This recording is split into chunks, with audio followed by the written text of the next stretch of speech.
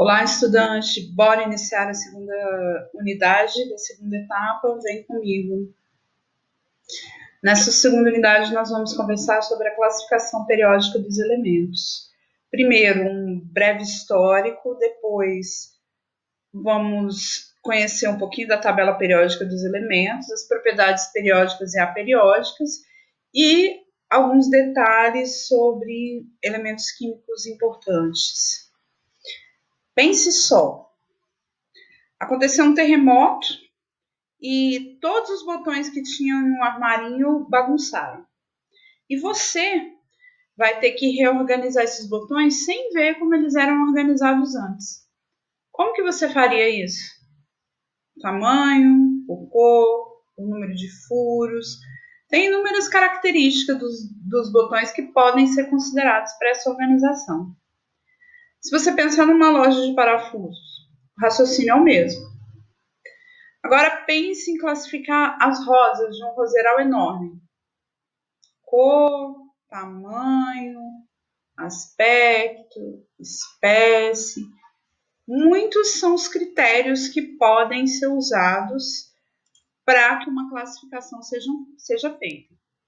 Da mesma forma, aconteceu à medida que foram sendo descobertos cada vez mais elementos químicos. A primeira tentativa de classificação são as tríades de Dobheimer.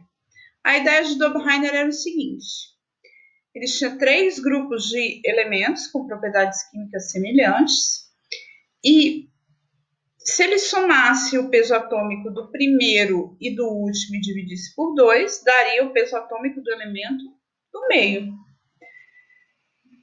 Essa classificação ela funcionou por um tempo, mas à medida que foram sendo percebidos que tinha mais de 3 elementos com características semelhantes, essa classificação foi abandonada. Uma outra tentativa é o parafuso telúrico de Champcourt. Essa tentativa é um pouquinho mais engenhosa. Ele pensa nos elementos sendo dispostos por ordem crescente das massas atômicas em torno do parafuso. O elemento que estivesse um embaixo do outro seria o que teria propriedades químicas semelhantes. Como esse trabalho não tinha assim, uma grande consistência, vários elementos não foram incluídos, então ele é um trabalho que rapidamente foi abandonado e substituído por outros. Newland teve uma outra ideia para classificar os elementos. Ele pensou em associar a periodicidade dos elementos químicos com a periodicidade das 7 notas musicais. Então, ele ordenou os elementos em ordem crescente de pesos atômicos, aí formava a primeira coluna com 7 elementos, o oitavo teria propriedade semelhante ao primeiro, então vinha para baixo. Esse modelo ele era coerente até o cálcio.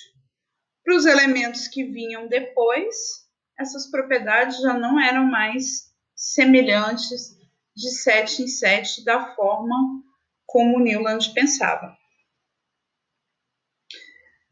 Agora a ideia que veio como a precursora da tabela periódica que nós temos hoje, que é a ideia de Mendeleev. Mendeleev pensou que os elementos poderiam ser listados em ordem crescente de massas atômicas e assim as propriedades listadas por esses elementos se repetiriam periodicamente. Por essa questão de se repetir periodicamente, ele chamou de tabela periódica dos elementos. Deem uma olhada aqui desse lado que nós temos a primeira tabela de Mendeleev. Reparem que aqui, a gente tem essas interrogações que são os detalhes mais peculiares e interessantes dessa classificação do Mendeleev. Elementos químicos que ainda não tinham sido descobertos, pela forma como ele colocou na tabela, ele disse que esses elementos deveriam existir, que de fato se verificou, porque só no ano de 2015 que a tabela de Mendeleev foi completa, total, até o 7º período. Moseley e Seaborg acrescentaram 2 detalhes importantes para vir da tabela de Mendeleev para a tabela periódica que nós temos hoje. Moseley acrescentou a lei periódica. Enquanto Mendeleev dizia que os elementos tinham que estar em ordem crescente de pesos atômicos, Moseley já disse que os elementos têm que estar em ordem crescente de número atômico, de quantidade de prótons. Isso ordenou a tabela do jeito que a gente tem ordenada hoje e a gente vai ver logo em seguida.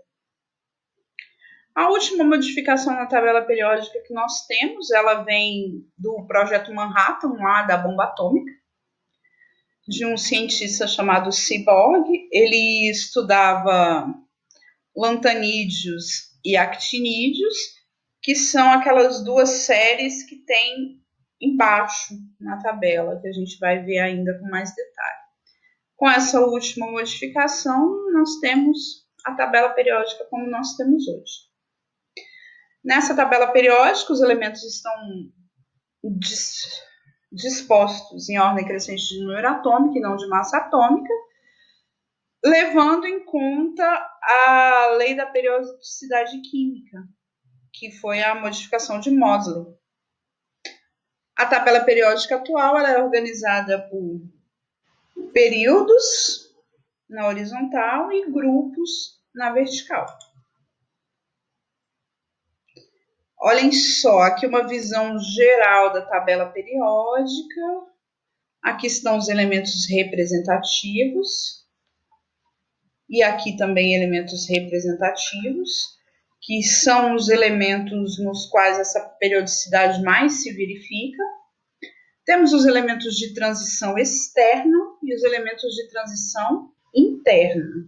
Reparem aqui também, ó, que nós temos os subníveis, aqueles lá do diagrama de Linus-Pauling, ó.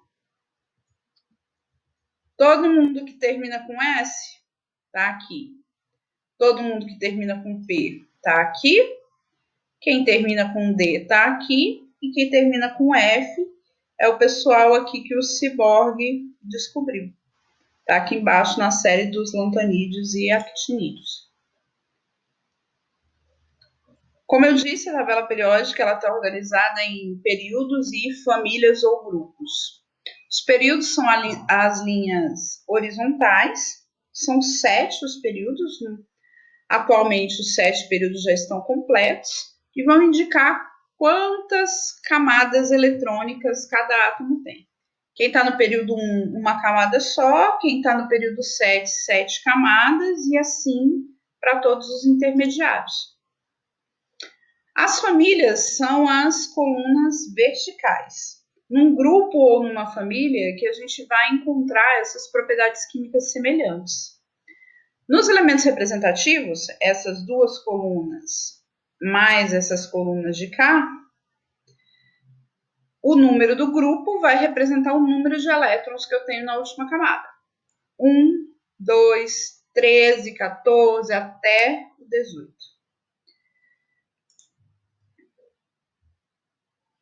Aqui, a tabela periódica classificada pelas famílias ou grupos.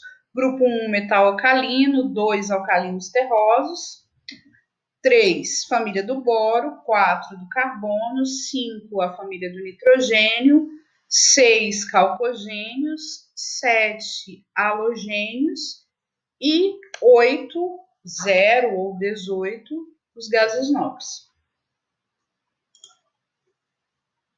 Aqui uma visão geral dessa tabela periódica. No nosso curso a gente tem ela separada em PDF para vocês consultarem.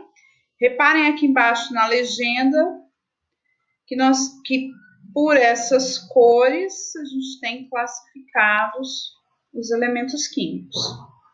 Agora vamos lá para a segunda parte para a gente falar um pouquinho das propriedades que vêm dessa classificação periódica. Te vejo lá.